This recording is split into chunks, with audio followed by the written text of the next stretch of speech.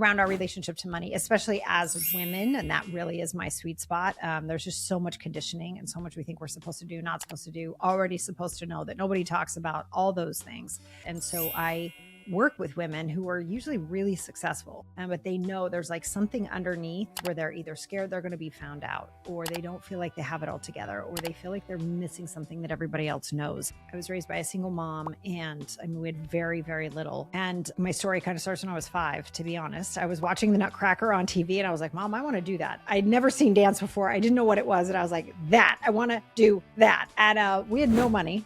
Literally. So it's not like I could take dancing lessons or whatever, but I really wanted to try out for the high school dance team. My story is insanely different than yours in the sense that I grew up, my husband always jokes that I grew up with a silver spoon, and I always laugh at him because I say to him, not really. And the reason that I say that is because my mother grew up so poor, she was adamant that she would never ever be poor again. And so the way we were raised, like every single penny was accounted for. And my dad, for whatever reason, at the end of dinner, he wanted to go to Cold Stone, you know, like local ice cream place, but kind of premium ice cream place, like not a cheap one. And he said, okay, well, let's go to Cold Stone. And my mom gets up from the table and she says, we can afford ice cream, and bursts into tears. And if you know anything about my mom, she's not a crier at all. And so like my brother and I were both like kind of taken aback, like what's happening here? Yeah. And I'm sure it's just that she had looked at the numbers and in her mind's eye, they were over budget on whatever it was. We don't realize how much those situations in our lives then translate into the rest, right? Hey guys, and welcome back to another episode of Financial Mastery Simplified. I am your host, Jax Crider. Today we have Miss Sarah Walton, and she is a business strategist coach. She's an amazing woman. She deals with money as well, but kind of in a different vein than I do. So welcome to the show, Sarah. Tell us a little bit more about who you are, what you do, and why you're excited to be on the show today. Jax, thank you so much for having me. I'm so excited to be here with you today. Yeah, so my tagline is that I put more money in the hands of more women. And obviously, I don't actually do that, right? But there is so much around our relationship to money, especially as women. And that really is my sweet spot. There's just so much conditioning and so much we think we're supposed to do, not supposed to do, already supposed to know, that nobody talks about, all those things. Not to mention how money was introduced to us when we were younger, the mistakes that we've made, the things that we've done really well. All of that sort of like creates a soup, right? That actually dictates how we interact with money. And that is really my sweet spot. And so I work with women who are usually really successful, but they know there's like something underneath where they're either scared they're going to be found out, or they don't feel like they have it all together, or they feel like they're missing something that everybody else knows. That tends to be my sweet spot. And I kind of like pull out the weeds around them so they can grow fully without any of that stuff sucking up their nutrients. And I do this because I was raised in an extremely poor household. I was raised by a single mom, and I mean, we had very, very little.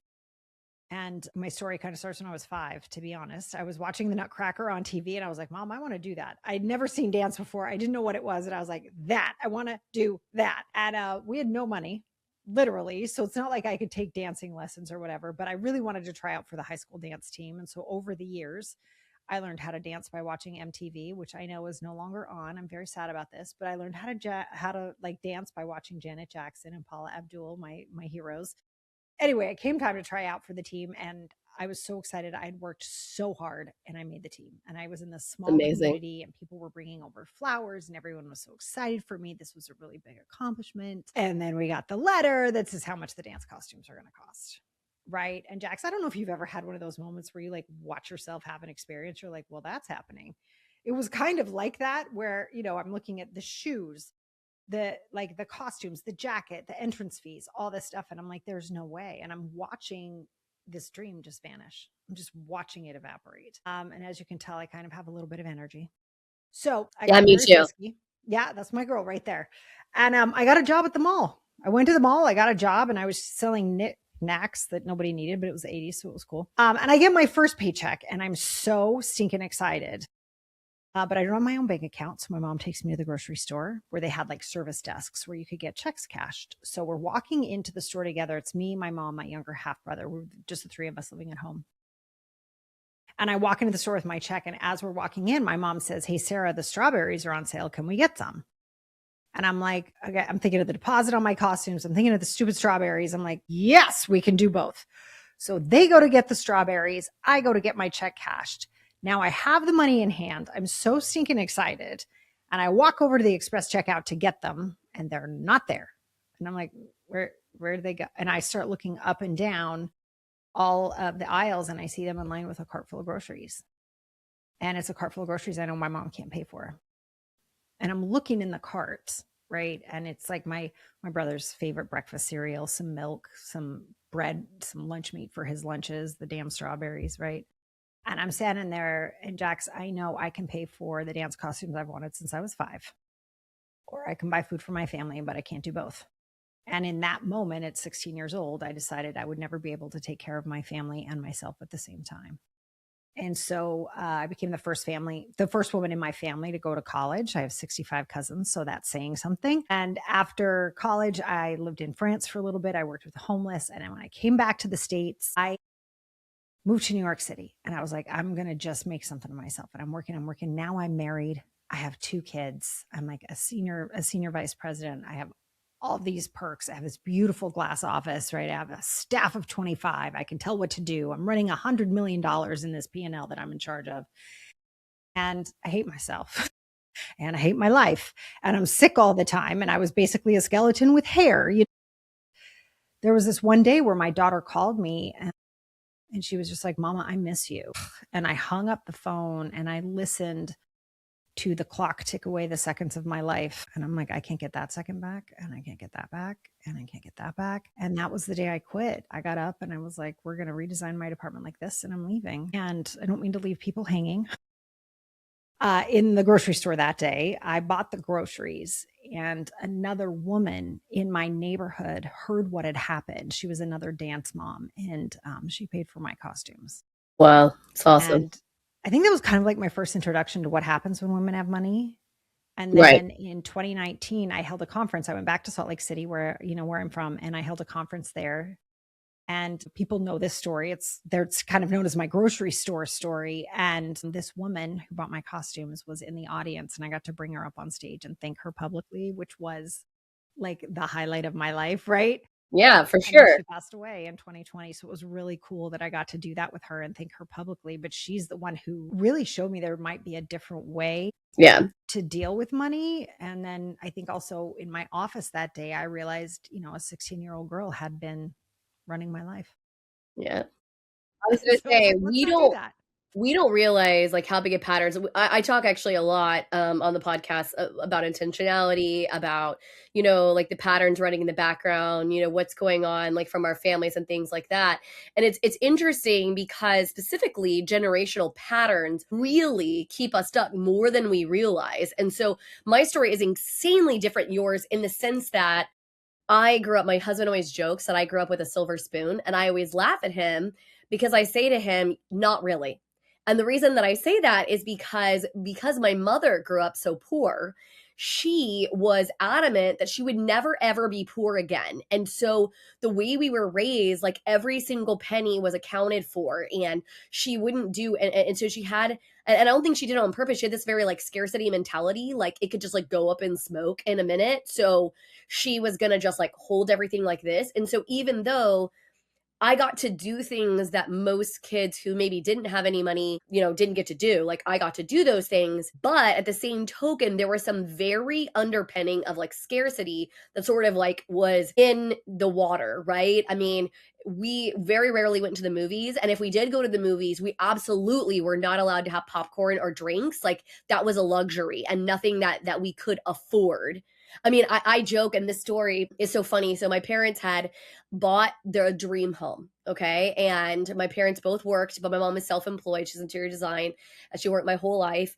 And my dad said, okay, if you're okay continuing to work, then we will buy this big house, but understand I can't, swing it without you, so you're going to have to keep working. Okay, yeah, that's fine. And they switched off on who did the budget. So like he'd do it one month and then she'd do it the next month, and they kind of reconcile, have conversations about it. And I guess she must have done the budget that month. And we were having dinner, and finances were never a faux pas topic at our table. Like it was very much open, very talked about, which is unusual in a lot of families, but that was not unusual in mine. And my dad, for whatever reason, at the end of dinner, he wanted to go to Cold Stone, like local ice cream place, but kind of premium ice cream place, like not a cheap one. Right. And he said, "Okay, well, let's go to Cold Stone." And my mom gets up from the table and she says, "We can afford ice cream," and bursts into tears. Oh And my if you know goodness. anything about my mom, she's not a crier at all. She's very German. She's 100% full German. Like, this is somebody who keeps her emotions very much at bay, Mm. whatever. And so, like, my brother and I were both like kind of taken aback, like, what's happening here? Yeah. And I'm sure it's just that she had looked at the numbers, and in her mind's eye, they were over budget on whatever it was that, they had set out or whatever. And so that just was not going to happen. And we don't realize how much those situations in our lives then translate into the rest, right? Yes. Yes. Yes. And we watch that. And I think, we almost call them, though it sounds like your mom actually spoke them, but there's a lot of unspoken family rules, right? That we just pick up on and we emulate just because they're there. And I think your response is absolutely right. Like, not really with the silver spoon, because the message and the way that money is treated and the way that we talk about it and the way that it can put us into tears, right? That's actually what we remember. We have no idea how much the amount is that's in the bank. We just watch the effects of it on the people we love. And we're like, that's frightening. That's scary, right? And we pick all that up. And that's really the work that I do with people, is having them understand what all those unspoken rules were and what they made them mean, that has them so scared, right? And for so many people, especially right now, there's like this, like, it's just going to evaporate. And it's like, into what?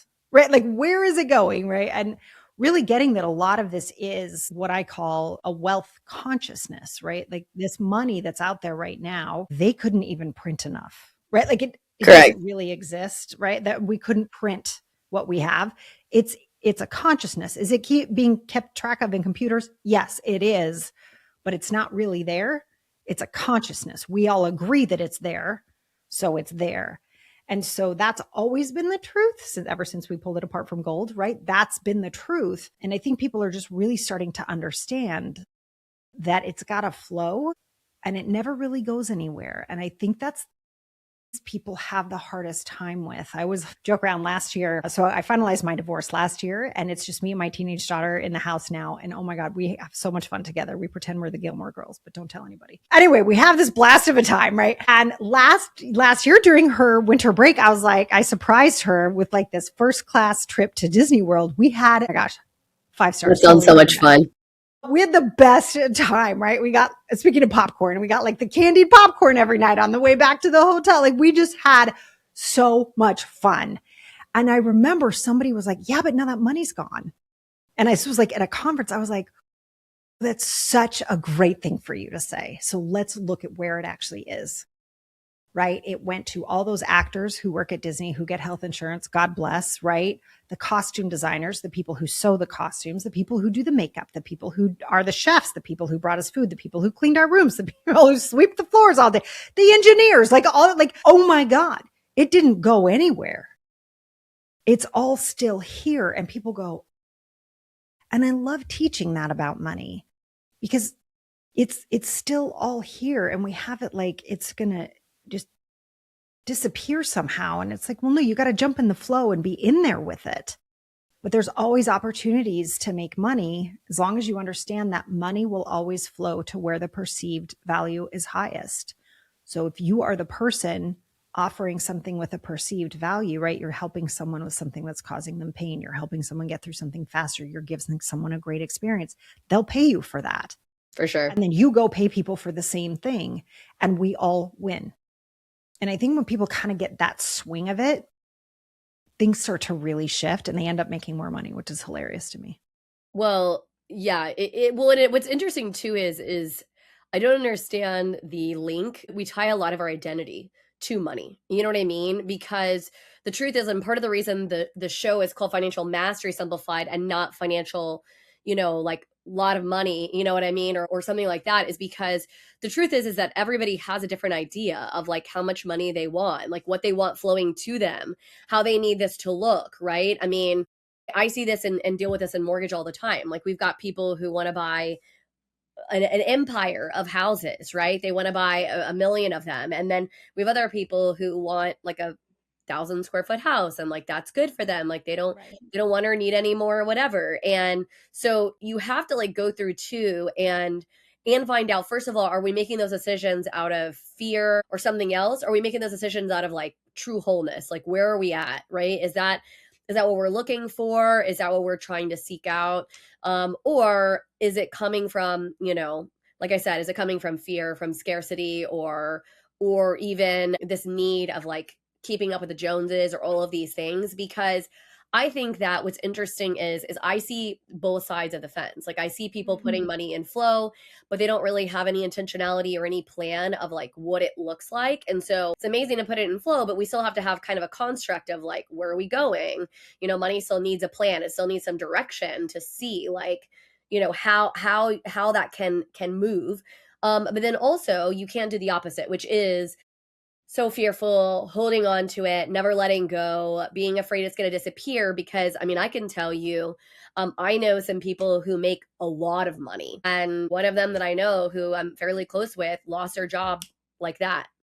You know what I mean? I mean, this is somebody who's worked in industry for many, many, many years. I mean, incredibly top salesperson. Like, this is not somebody that should have, whatever, but due to downsizing, etc., job's just gone. And so a lot of times Yeah. people have stuck all of this weight and this faith in, again, stuff that doesn't necessarily, like, it's not necessarily going to exist, right? I mean, truthfully, we've done a lot to prop up our dollar, right? We've done a lot to prop up our economy to ensure that, what happened in the Great Depression where the banks, can't hack and the money is secured and all those things. Like we've done a lot to that. But hypothetically, tomorrow the entire economy could just shut down, right? Like everything could just go to zero. And then what? Right? Are you putting all your weight of like who you are as a person in what is in your bank account or what this looks like? Because that's not going to help you or make you feel successful or make you feel whole, whatever, right? You can't come from that. I mean, I tell people all the time here recently, I probably made less money last year than I made in maybe my whole career, truthfully. Like if we took off all the expenses and everything, but I was working towards some very specific goals of trying to figure out exactly how I wanted to expand my brand, expand what I'm looking to do, help, the way I can help people financially succeed, right? Beyond just the mortgage aspect and how does this look? Well, that took a little bit of me stepping back, and I had a choice. I could freak out and be like, oh my gosh, I'm not making as much money as I was making the year before, or the year before that, or whatever. Or I can just be like, I know that this is the path and the money is going to flow towards me. And I just have to step back and trust the process and trust myself and know that my inner self and my inner peace and my inner work is going to yield that.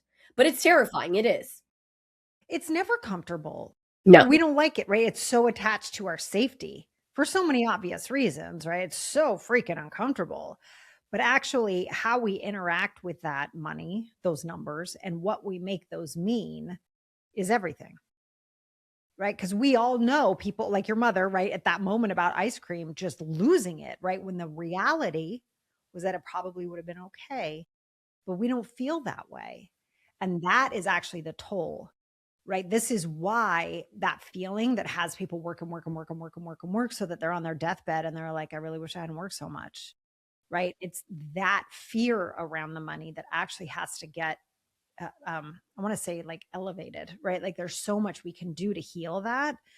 So that when you are interacting with money, whether it's $100,000 or $10, it's a joy. And it's this ability that we have to sort of direct energy on the planet, which sounds so silly, but it's not. We all know when you get that big paycheck, right? That's an influx of energy. We all feel it. You're like, yeah, baby, let's go. Like everybody feels that energy. And so when you share that and you keep that cycling, then they do, then the people you just share it with, they share it and then they share it and then they share it. And that's actually real. But Yeah, what I and love about money is it can change hands. It can change all those hands and it's never affected. It just adds value everywhere it goes and then it never disappears. And I love that truth. well, and people, they have to understand, like, and this is a lot why I also decided to start the podcast, is about the mentality. So I was very blessed that in the later part of my educational career, I started going to a private Christian school. So from 10th through 12th grade, I went to private Christian school. And my parents, my dad was making pretty good money. I mean, like, we were definitely upper middle class in this trajectory, like as far as like the financial aspects go on the scale, but we were definitely the poor family at this school. I mean, we are talking about there was general wealth massively within most of the kids that I was going to school with. And I tell this story and it always, it just, in my mind, it tells you something about the mentality of people when you start allowing some of this stuff to come off. So we went to like a homecoming type of thing. There was like a party afterward, and we had this party at this girl that I graduated with, this house. Beautiful house, huge house. Like we're talking 15, 20,000 square feet. So big, huge house. Oh gosh. And at the end of a hallway, very nondescript hallway, we're not talking about as you enter, we're not talking about like really prominently displayed. There was this beautiful cabinet. And because my mom is interior design, I pay attention to a lot of these like little interior type of details. And I noticed that there was these really beautiful things in this cabinet, and I couldn't quite figure out what they were. They kind of looked like bracelets, like those kind of clasp bracelets that like open and close. And I could tell that they were old, and but they were a little bit bigger than that. And so her mom was there, and so I said, "Hey, can I ask you, that cabinet kind of down there at the end of the hallway, what are those like in that cabinet?" And I'm not joking. She said, as cavalier, like just just like not even thinking, she said, "Oh, they're baby crowns." And I said, "What did you say?"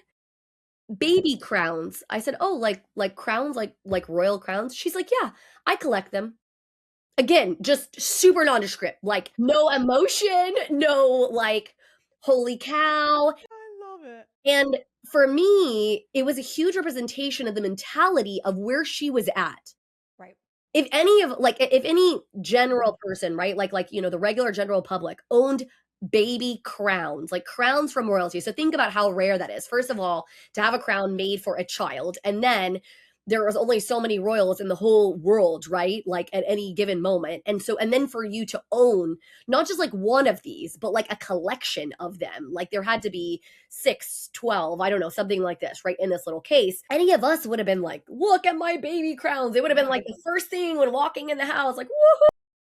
And she just had them like at the end of a nondescript hallway because for her, it was something that she enjoyed. It was something that brought her joy, that she had as like a collectible. And so she just collected it. I love that.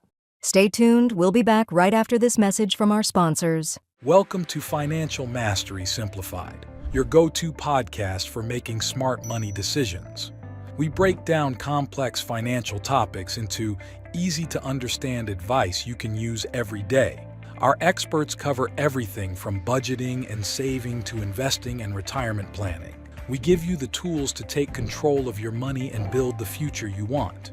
With Financial Mastery Simplified, you'll feel informed and empowered to make the best choices for your financial health. Tune in to Financial Mastery Simplified on your favorite podcast platform. Start your journey to financial confidence today. Visit us at fms.tips and fms.college for more information. Welcome to House U, where we believe in the power of education. At House U, we're more than just a brand. We're your partner in home ownership, dedicated to educating, equipping, and empowering you every step of the way. Education is at the heart of everything we do. We offer comprehensive resources designed to make home ownership simple and accessible for all. From understanding mortgage options to mastering home maintenance, House U provides the knowledge you need to make informed decisions with confidence. We host workshops and seminars, bringing together experts and community members to share insights and build a stronger, more informed community. Because when you're educated, you're empowered. House U, home ownership made simple for all. Visit our website or contact us today to start your journey with HouseU. Empower yourself with knowledge and embrace the joy of home ownership. Thanks for your patience. Now back to our conversation. Right. And like, it's a really, for me, it's such a good representation of like how we get stuck in our own head about wealth and about money and how it flows or whatever. And the truth is that it literally is just supposed to be put in flow, right? And like it is supposed to fulfill our needs. It's why there are some people, I have a really good friend and she's very much a minimalist. She really doesn't find joy in owning things. She loves going places. And so she doesn't have a crazy ornate house and all this stuff or whatever. I'm exactly opposite. I like stuff. I like my nice things. I like my fine china and all this stuff or whatever. And so I own a big crazy house with a bunch of crap in it, right? Because it brings me joy. And so people are like, I can't believe you live in this big house. And I'm like, why? I love it. I enjoy it. I like it. Yeah.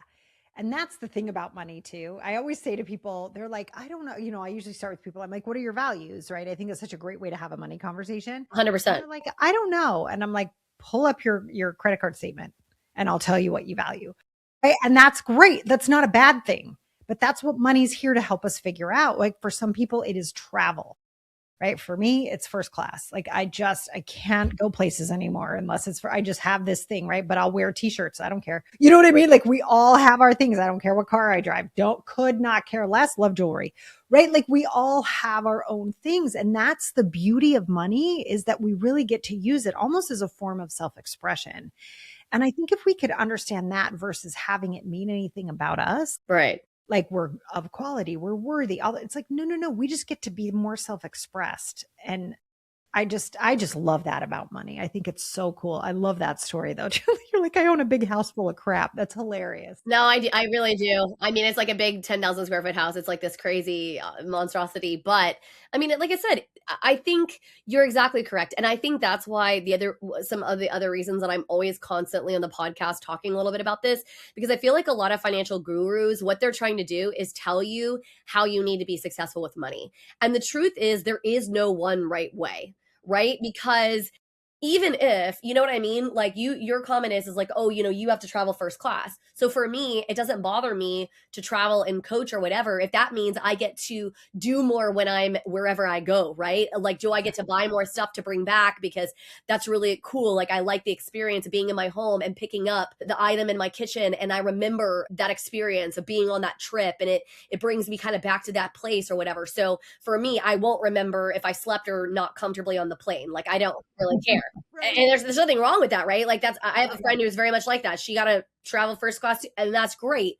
And no shame on that. And I think that's the other problem is that so many people are shaming people for like the decisions they're choosing. And I'm like, listen up, baby. Like, there are different strokes for different folks, and that's that way all the way. So stop getting in the middle of people's chili about what it is that they do or don't, should or shouldn't want. I mean, you're not them. Like, you have no idea. Yes, Yeah. How would you know? Exactly. I'm so happy you said that, Jax. I think that is so critical. And I think that's one of the reasons people overspend or save too much, is because they think they're not following rules that somebody made up one day. My personal belief, right, is that money's here to make us happy. Whatever that is for some people, that's security.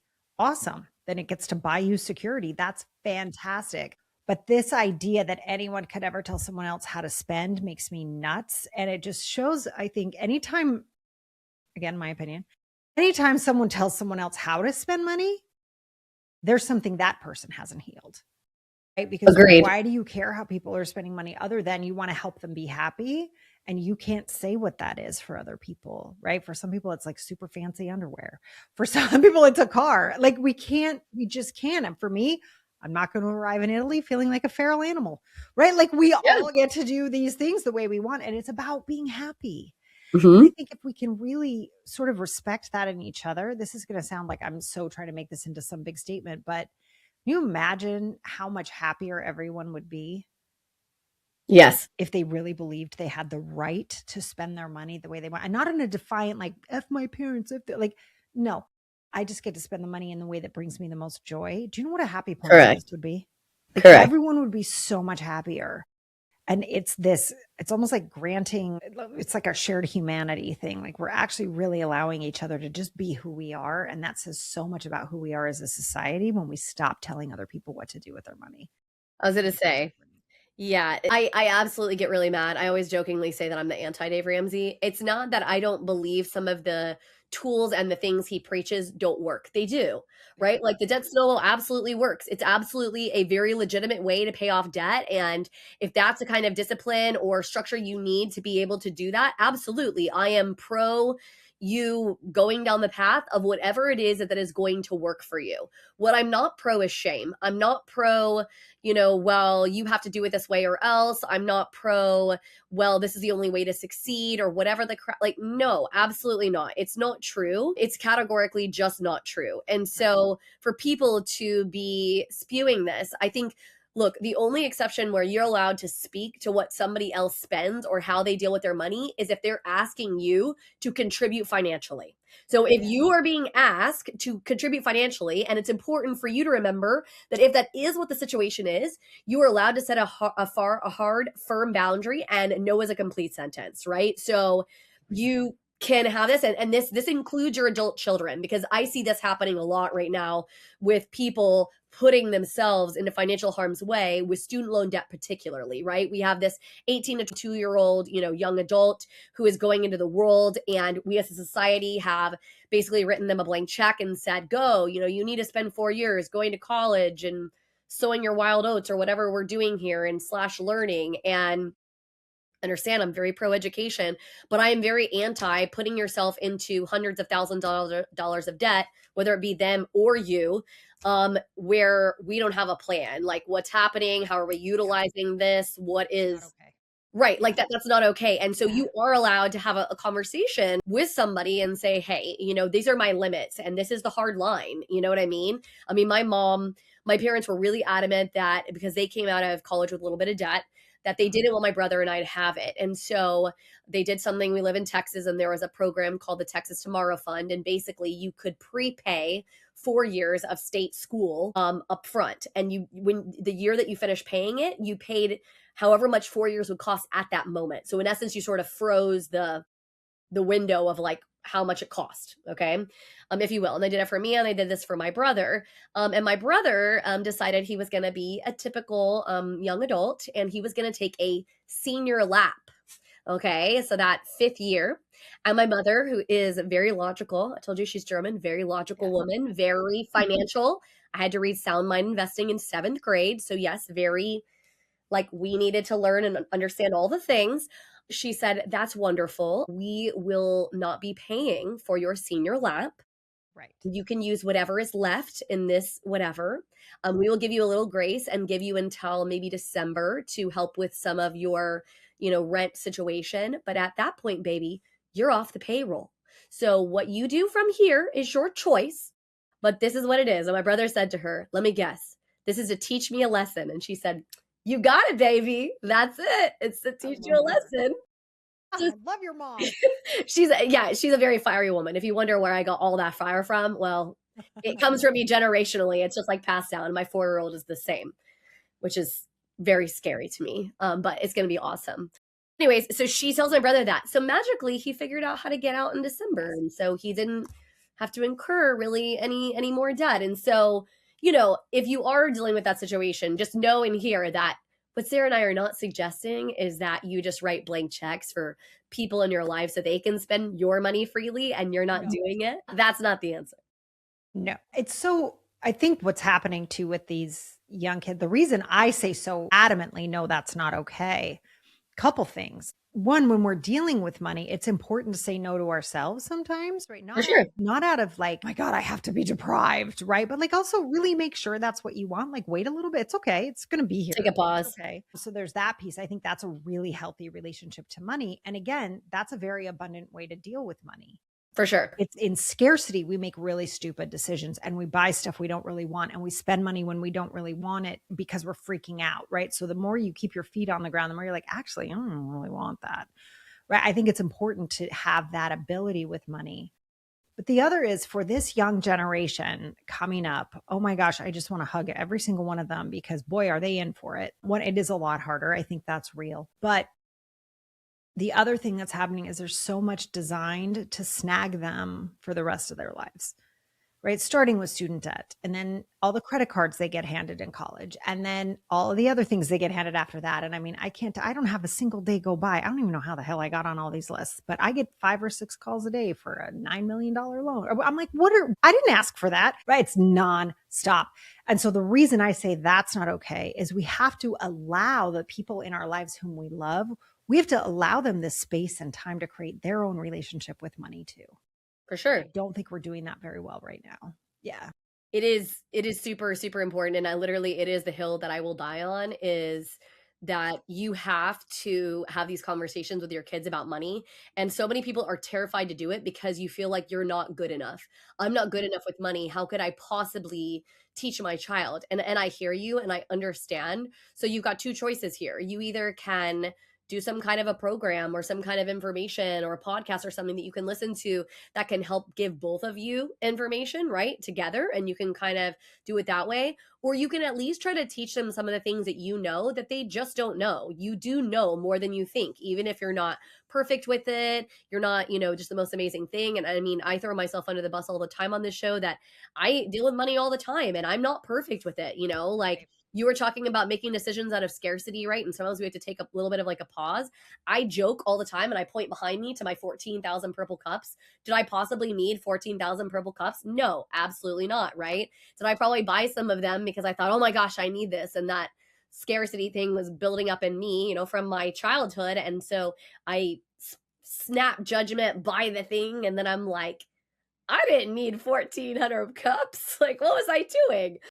Yeah. And so, but you just have to be able to be willing to have conversations, because money is just such an important piece of society, whether you like it or not. It is a fake made up thing, but it is the way that we do transactions as a general rule. And so it's likely not going anywhere. And so you have to be friendly with it and you can't be afraid to have conversations about it. And especially with your kids, and about this big investment of, because I think as a society, we are pushing everybody into college and it's not the path for everybody. It's not, No, it's not. yeah, it's not the way.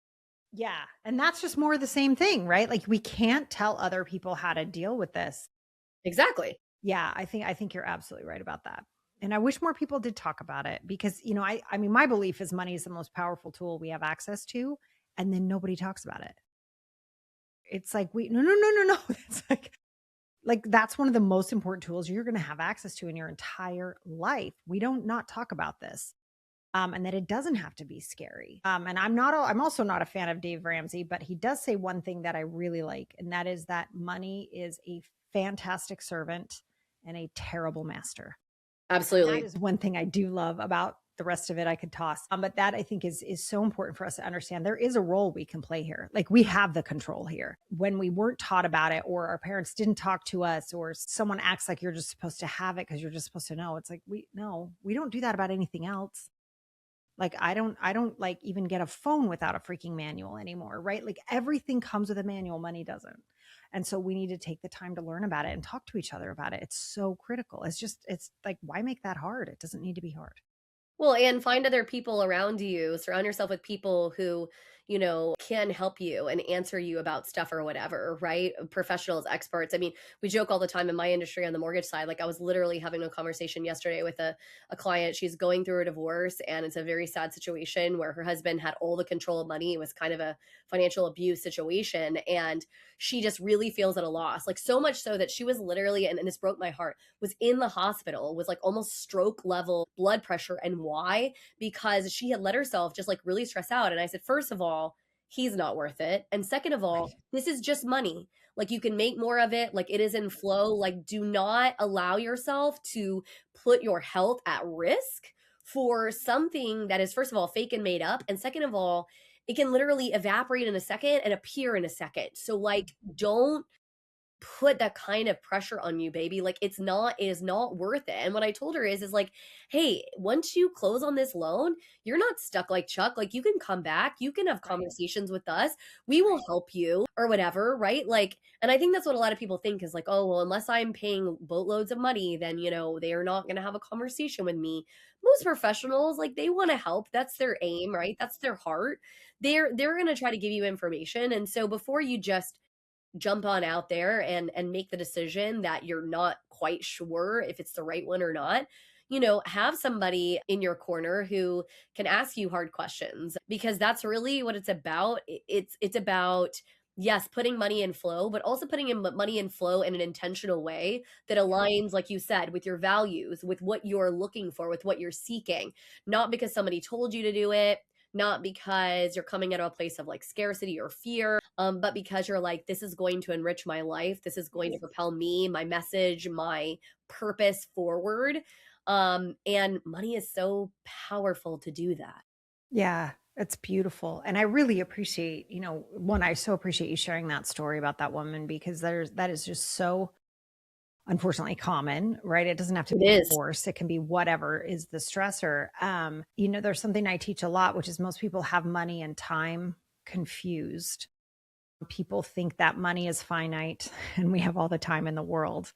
And it's actually the other way, right? Time is the only thing that's finite, and you can make as much money as you want whenever you want, right? And I don't mean that to be flippant, right? I know people No. struggle financially, but it really literally, if you can solve a problem, you can make money. And I always tell people, like, look around your room right now. Like everything you see is something somebody made and then you paid money for it. Everything, this t-shirt, my earrings, like I have a painting right there. My camera's here, my computer that we're talking, my microphone, like every single thing you have, somebody created, right? And so there's no end to how many ideas you can have. There's just not. It's just we don't look at it that way. We think we have to get a job and go to school and it's like, oh my gosh, if you have something of value, you That's right. really literally can start to share it with people and earn a living from it. Is it always like easy and turnkey the second it happens? No, but it's totally possible. It's totally possible. And I watch so many people give away their health. They give away their time. They give away their relationships. And it's like, oh my gosh, the money can always be there. It can always make more money. I promise, I promise, I promise. And I think if we can kind of get the time money crossover straightened out, it's really helpful, because then people also realize you could make a lot of money in a short amount of time. It's No, really a living problem. it's Yeah. absolutely true. And honestly, that's one of the things I've told people too is like there's literally never been a better time in history where you can make money at whatever it is. I think for some people that is actually a little overwhelming, right? Because I think back in our, grandparent, great great grandparents' days, there was we were a lot more pigeonholed into like kind of what we had to do. Like there really wasn't as many choices. And then not only that, but we didn't even understand or know a lot of our options because we were sort of bound by geographic situations, right? And so like even if you had, you were brave and you had the wherewithal to go and move and kind of do the next frontier, whatever that was, new place, you didn't necessarily know what you were in for. Like you didn't really have the kind of knowledge about what the potential pros and cons were, or what, like even what the weather may have actually been or not. I tell this story, but my mother's mother, my Oma, it's so funny because I never thought about this way. So we went back to Germany. So she is literally full German. She married my Opa during the Korean War, and he was stationed over there. So he's 100% full German too, but born in America, right? He was like first generation American immigrant. And then he went back to Germany and they met and, married. And then she moved to the US. And my cousin, where we were over there in Germany visiting them, and my cousin said something to me, and I never thought about it this way. He said, "Your Oma was so brave." And I kind of looked at him and he said, she didn't know what she was up against. Like she basically forged a new life in a new country where she knew no one. She didn't speak the language. And what an accomplishment and what an amazing, opportunity she created for your family. And I kind of stepped back because even though, I mean, I think I knew like, right, obviously that there was like some challenges because like I'd heard stories about, her not speaking English. And obviously she taught herself to read and write English. And so like when she would write us a card, it was not spelled correctly. It was like, Right. My dad calls it Textdeutsch, like German and Texan mixed together. Like it was like kind of a hot mess. But I thought to myself, he's so right, right? Like, and now we don't have to do that. Like, if we were moving to Germany or moving to Timbuktu, it doesn't really matter. You could like, get on Google and like just Google, like, what is the weather like in Timbuktu? Yep. What's the average population count? Do they have this kind of food there, whatever, right? And we could get all the answers in literally mere seconds. And so I think for some people, that's maybe a little overwhelming, like information overload. And Yeah. sometimes you just don't have to make it that complicated. Like you said, right? That's what Zig Ziglar says. If you give enough people what they want, That's right. you'll get what you want. Yeah, every time. Every time. And I think we just don't look at it that way, right? But if you can solve a problem, I always tell people look at your gifts, your talents, and your expertise, put them together, right? I mean, that's really what I help people do is like put that together and then go give it to people and watch what happens. And it's amazing how quickly you can generate money doing that. It's beautiful. It's It really is. beautiful. And the more Well, this value you add, the more money you make. Well, this has been like an incredibly amazing conversation. You and I probably could be in this room talking for about the next 40 years about money.